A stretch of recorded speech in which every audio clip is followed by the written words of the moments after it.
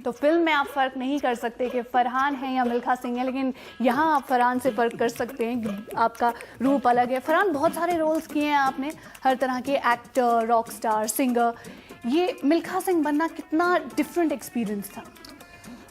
एक बहुत ही नया अनुभव था मेरे लिए एज एन एक्टर, और मतलब मगर एक ऐसा अनुभव जो शायद मुझे वापस मिले, एक ऐसा सुनहरा मौका, एक ऐसे इंसान पर एक फिल्म जो बन रही है जो इतने लेजेंडरी एक आइकॉन है इंडिया के। बहुत कम ऐसे मौके मिलते हैं लोगों को अपने करियर्स में, तो मुझे मतलब अपनी चौथी या पांचवी फिल्म में ऐसा एक सुनहरा मौका मिला है। मतलब मैं सवाल नहीं पूछता कि क्यों हुआ और कैसे हुआ, मगर रोज़ बहुत अपने आप को खुशकिस्मत मानता हूँ कि ऐसा हुआ है मेरे साथ। बिल्कुल। राकेश, आपने कहा कि बचपन से आप देखते आए थे इनकी कहानी और इसलिए आपके लिए ज़्यादा मुश्किल नहीं था इस आइडिया के साथ आना, लेकिन फिर भी क्या क्या इसके पीछे है जो बाकी लोगों को नहीं पता है? कैसे आपने ये कहानी एक साथ समेटी, कैसे प्रेजेंट की? ये क्या क्या इसके पीछे है ये तो आपको मतलब जब हम फिल्म देखेंगे तो और समझ में आएगा। पर हाँ, इसके पीछे एक चीज़ है जो एक इंसान का एक जज्बा होता है, एक बोलते हैं जो स्पिरिट होती है एक अंदर की, एक आग जो है, जो एक स्पोर्ट्समैन के पीछे किया या किसी के भी पीछे हो सकती है।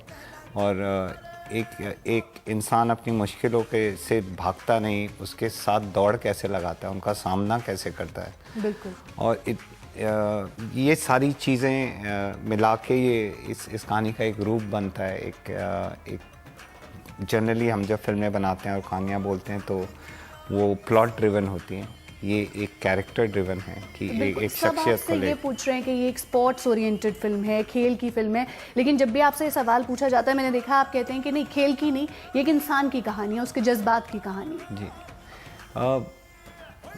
हम सबके अंदर एक मिल्खा सिंह है, एक गृहिणी के अंदर भी है, एक स्कूल टीचर के अंदर भी है, मेरा मानना ये है।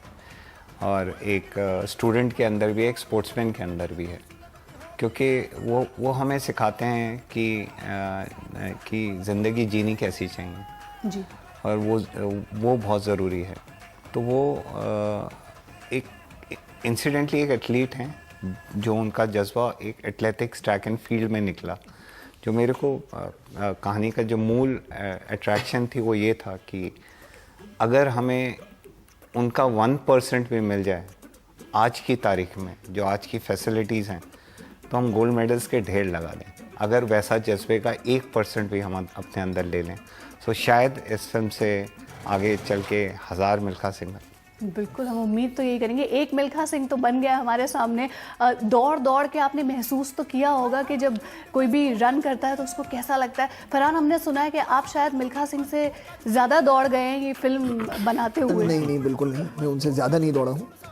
लेकिन ये मतलब बिल्कुल सही बात है। कल ही हमारी बात हो रही थी, मिल्खा जी के साथ थे हम, कि जब रेस में आप दौड़ते हो तो सचमुच उस वक्त और कुछ भी जो दुनिया में चल रहा है आपको कुछ मतलब अफेक्ट नहीं करता, कोई परवाह नहीं होती। सिर्फ जो इम्पोर्टेंट चीज़ है वो आपका वो जो ट्रैक है और वो फिनिश लाइन।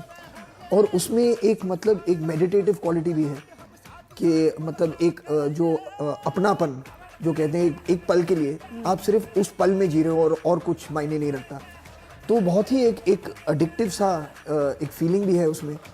और ये मतलब उन्होंने मुझसे कहा कि जो राकेश अभी कह रहे थे, just to add to that, कि एक ऐसा इंसान जो मतलब अपने देश के लिए जो चाहता था कि मैं अपने देश का नाम रोशन करूं, मैं चाहूँगा कि हर देश में जहाँ मैं जाऊँ मेरा तिरंगा लहराए। उसके बदले में मुझे सिर्फ एक मेडल मिलने वाला है और मेरा नाम बनने वाला है, मगर उसके अलावा सिर्फ देश का नाम बनने वाला है जी। और उसके लिए मुझे मतलब 20 घंटे प्रैक्टिस करनी पड़े, खून निकले मेरे मुंह से, मैं बेहोश हो जाऊं, उससे कुछ फ़र्क नहीं पड़ेगा, क्योंकि जो मकसद मेरा है वो ये है कि इंडिया को गोल्ड जीतना चाहिए।